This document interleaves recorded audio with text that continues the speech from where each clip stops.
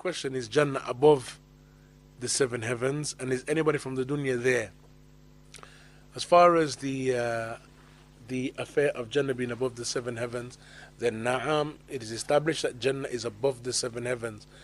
When we speak of the 7 heavens, ikhwan, there's oftentimes a confusion between the term as-sama and between paradise or heaven in the English language. Heaven in the English language is a reference to Jannah. But when we have a mention of the sama in the Quran, then the sama is that which is a part of the dunya in essence. That is, the heavens are a part of that which is above us from the created affairs that are lower than Jannah. Jannah is above the 7 heavens. The Prophet ﷺ, when he went on Isra and Mi'raj, then he was taken through the 7 heavens, and the 7 heavens were not Jannah. Yani the Prophet ﷺ would enter a heaven, then he would seek with Jibreel, he would seek permission to enter the following heaven. The custodian of that heaven will asked him who it is. He said Jibreel, and he mentioned that Muhammad ﷺ was with him.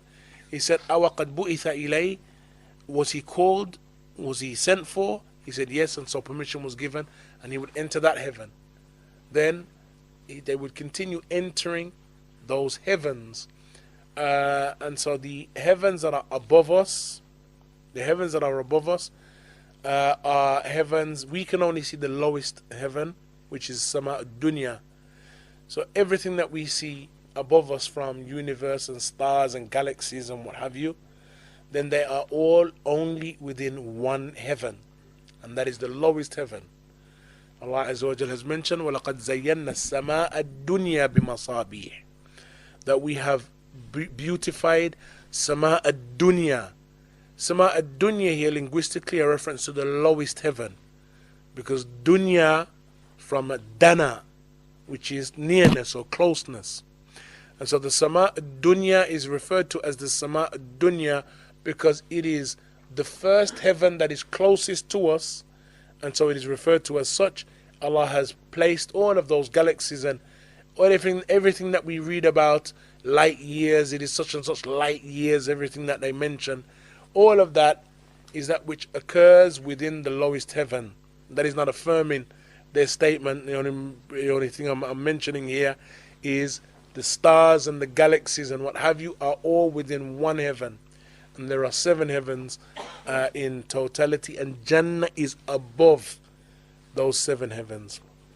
As far as someone being in Jannah, then now the Prophet ﷺ informed us of the fact that he was shown Jannah, and that within it he saw a man upon a mountain in Jannah with children around him. And so he asked who that was, and the Prophet ﷺ responded that was Ibrahim alayhi salatu wassalam, and that those who were around him were the children of the believers who had died while still young. And so we have a mention of children, Ibrahim, and the Prophet ﷺ likewise mentioned the souls of the mujahideen, likewise in the bodies of green birds, yani around the throne of Allah subhanahu wa ta'ala, flying around the throne of Allah Azza wa Jal.